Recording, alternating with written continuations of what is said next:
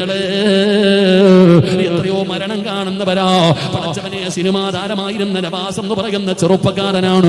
ഒറ്റ നിമിഷം കൊണ്ട് സർവ്വതും പടച്ചവനെ അവസാനവും അവൻ മരണത്തെ കുറിച്ച് ആരോ പറഞ്ഞത്.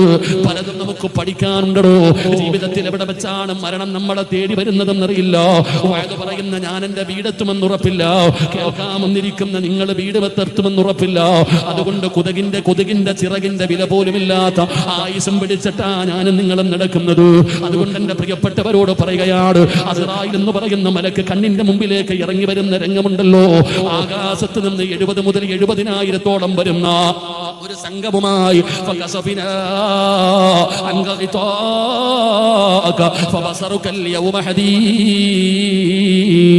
ആകാശലോകത്ത് നിന്ന് 70,000 വരുന്ന ഒരു സൈന്യവുമായി അസ്റായിൽ നിന്റെ കണ്ണിന്റെ മുമ്പിലേക്ക് ഇറങ്ങി വരുമ്പോ ആ രംഗം മനോഹരമാക്കടാ ചെറുപ്പക്കാരാ.